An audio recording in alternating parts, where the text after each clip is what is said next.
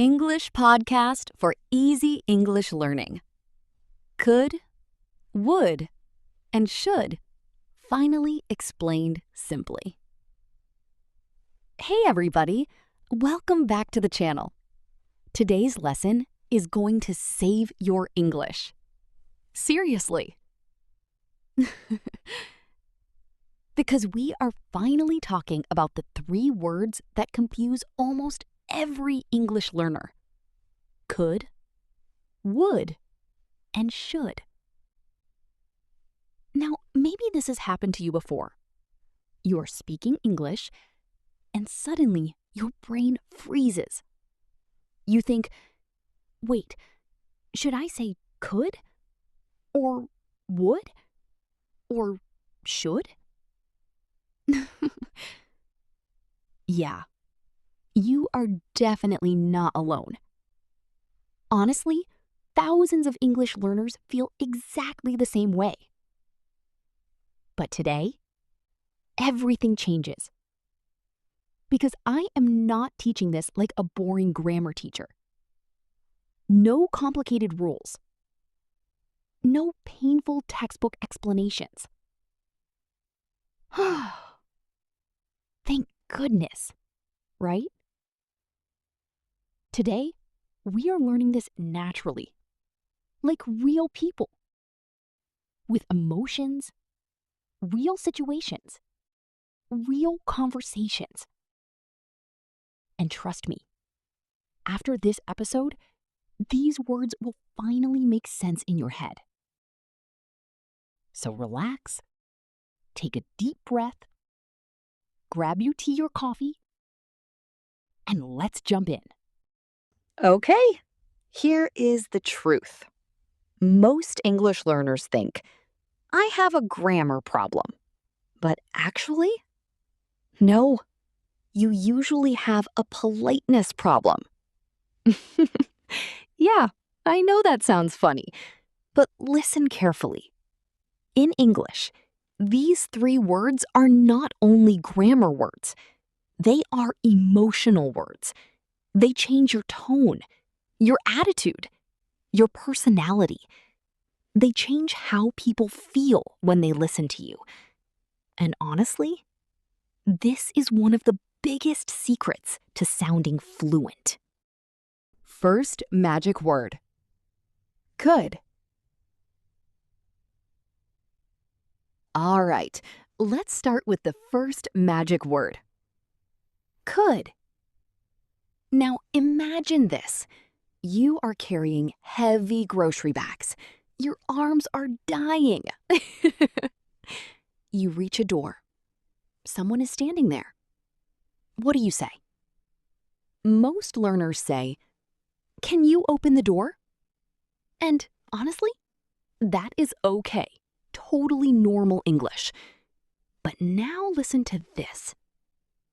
Could you open the door? Ooh, did you feel that difference? It suddenly sounds softer, kinder, more respectful, like you instantly became more professional. That is the power of could. Why native speakers love could? Native speakers use could constantly because it sounds gentle. Not bossy, not aggressive, just respectful. For example, could you help me? Could you send the email? Could you explain this again? Could you wait a second? These sound calm and polite. And trust me, people love polite English, especially in workplaces.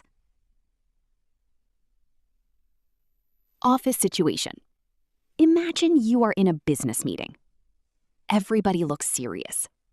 Laptops open, coffee everywhere.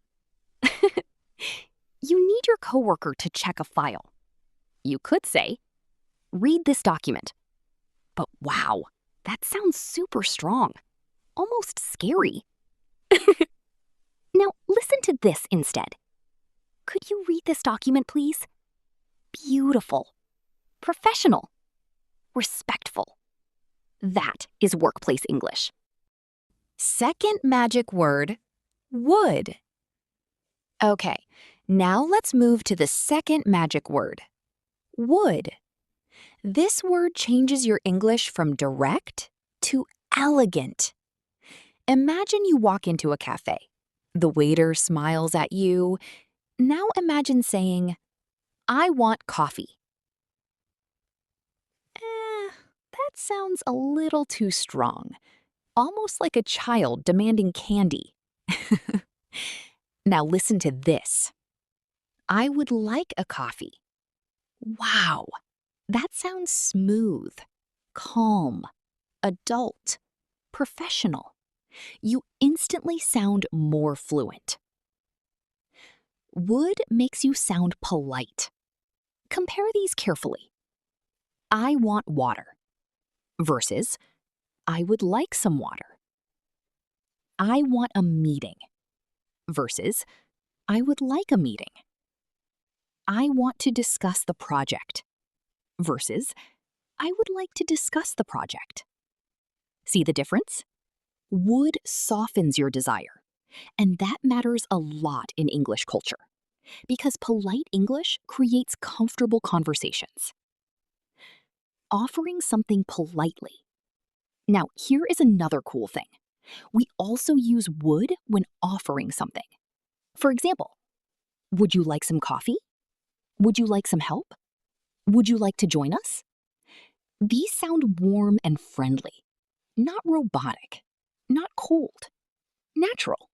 Third magic word, should. Okay, now for the third word. And honestly, this one might be the most useful in daily life. The word is should. Now, imagine your friend looks exhausted, completely stressed, hair messy, eyes tired, life falling apart. You look at your friend and say, "Take a break." That sounds strong, like an order. Now listen to this. You should take a break. Oh, that suddenly sounds caring, supportive, friendly. That is the magic of should. Should equals friendly advice. We use should for advice, not commands, advice. Examples: you should sleep earlier. You should study more. You should talk to your manager. You should check the report again. These sentences help people without sounding rude. And honestly, that makes communication much smoother. Okay, quick challenge. Listen carefully. Situation 1, asking for help. Basic, can you help me? Polite, could you help me? Situation 2, wanting something. Direct, I want coffee. Polite, I would like coffee.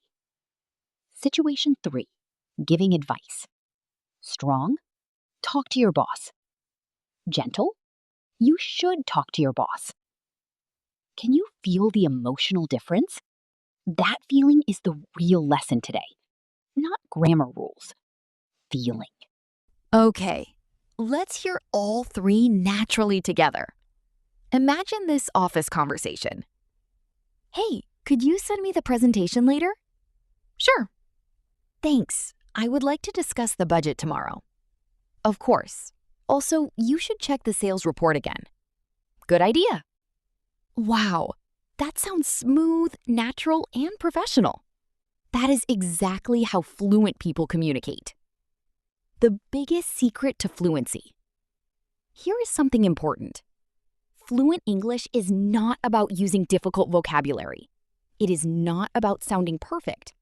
It is about making people feel comfortable when they talk to you. And words like could, would, should help you do exactly that. Quick review. All right, let's lock this into your brain forever. Could, used for polite requests. Could you help me? Would, used for polite desires and offers. I would like some coffee. Would you like some help? Should, used for friendly advice. You should rest. Final motivation. And remember this, you do not need to sound perfect. You just need to sound respectful, calm, and natural. That is real fluency. Not perfection, communication. And honestly, you are already improving every single day. Listener challenge. Now I have a challenge for you. Go to the comments right now and write one sentence using could, one sentence using would, and one sentence using should. Don't be shy. Mistakes are part of learning. And if you enjoyed this episode, support the channel. Like the video, subscribe, and share this lesson with another English learner. Keep practicing, keep speaking, and remember, speak English, but speak it nicely. See you in the next episode.